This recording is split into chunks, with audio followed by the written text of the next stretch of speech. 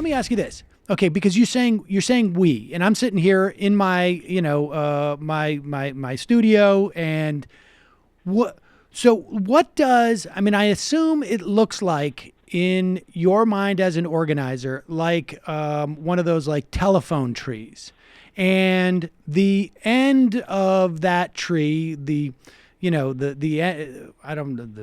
guess the leaves or the bottom of the roots of the tree is the people who are working on that shift. And then there's one or two people who work on that shift who are the ones who are getting the petition. And then you pull back a little bit and there's a couple of people who are helping those people on that shift. I mean, are what we talking about, is it directed only at people who are actually in unions? What if I'm outside of a union and I want to help, but I'm just sitting here showing up and, I don't know, I'm running the board at Sam's podcast. I mean, what do we do in that situation? Or do we just, I mean, how is this just basically focused on people who are already in an existing union? No. It's a terrific question. So two things. One is you, Sam, are literally doing what you should be doing, I think, by having me and other people, including Gohegan and Stanley and others who are still talking about the working class, like on your show. So good job. But like discussing the working class in this country is an important topic, which seems to have just evaporated. So I've spent my life helping workers form unions. So it's not just about people who have a union. It's that there's two different things happen. There's several things here. One is that's for people who have a union. For people who have a union already, there's several important strategic choices, and that's what I'm really trying to outline in No Shortcuts. Though in some ways, for workers who are in unions, I think my first book, Raising Expectations and Raising Hell, it's like a better explanation of how to do the work, like in the shop on the ground.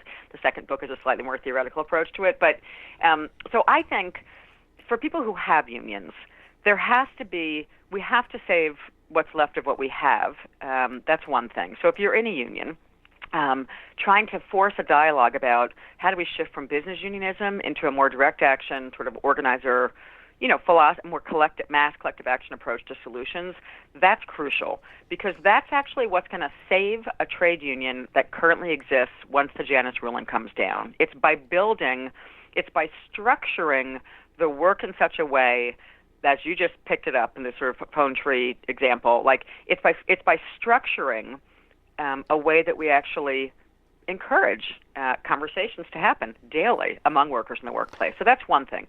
Now, for workers Can I just add one thing? The analogy that strikes me is that, and I've come to learn, like in this business, what I'm doing, that, we'll put out a YouTube video because it will function both as marketing and it will maybe we'll make some money off it.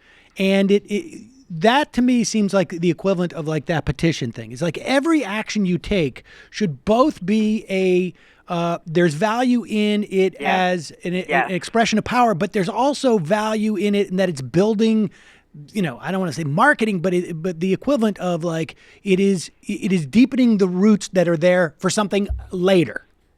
Absolutely, positively. So part of what I say is that what organizers do, I say this actually somewhere in both of my books. Like when I get up in the morning, here's what I think about when I'm working with workers. What I think about every single day is how am I going to get people to have meaningful conversations today? That's it. So you just nailed it. It's like, so the petition, go back to that petition. I've spent half my life writing 2-sentence petitions, and people are like, why do you write these little short petitions? I'm like, because the point is not the petition, although the petition does have to have meaning. So, like, people wouldn't just sign a petition for no reason.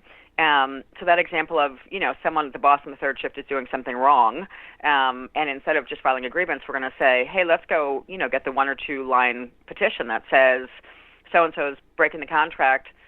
We want to demand that they actually enforce our agreement. It both has an immediate impact because, in fact, we do need to fix that problem, but it's actually having the longer-term impact of building solidarity, right, among those workers in that shift. And that's exactly what we have to do. So your analogy, I think, is terrific. It's not quite marketing, but it's actually it's building solidarity. When I wake up in the morning, what I say to workers when I'm giving speeches is like, you have to wake up in the morning and think, how is every action I'm taking today building class solidarity. That's literally what I wake up thinking about every day.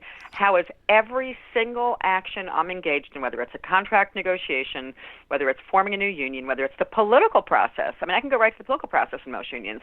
Let's stick with people who have unions, and let's get people who don't, since most don't. Continuing the logic of those people who have unions, I'm struck all the time by the fact that most unions don't allow, for example, all workers into negotiations. I was trained to let every worker who wants to come. That's one of the reasons that we built a really high participation union in a right-to-work state in Nevada, because we just opened the doors. We just started to break all these, weird cultural norms in unions and say, well, if we're going to try and build a high participation union, we can't have a closed door approach to negotiations.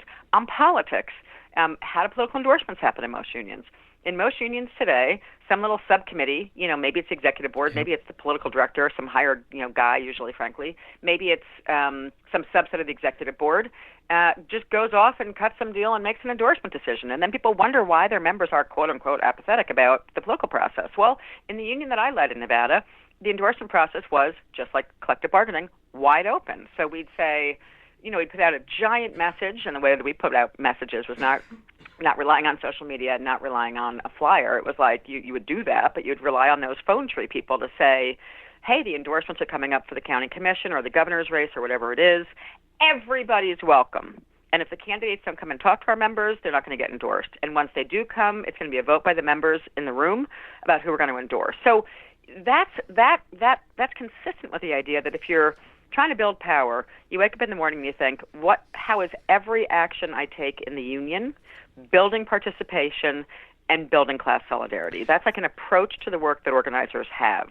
Now, for people who don't have and unions, let me just also in terms of solidarity, what we're basically saying is that solidarity is not necessarily some type of like a social tie, but an understanding that we face the same problem and we are the ones who have the solution. I mean, it's simply that, right? I mean, in everything, you need to apply that equation to in every scenario that we have the same problem, fundamental problem, and that's right. and the same solution. I'm almost like we basically have the same fate, a shared fate, and that's basically we have a shared fate. That's right. And hi, folks. Sam Seder here. We still need your help on our Patreon page. YouTube ads have come back, but not nearly as much as we had before. So if you can help us out, any little bit helps. Head over to our Patreon page right at this URL, and you'll help us keep helping you by making videos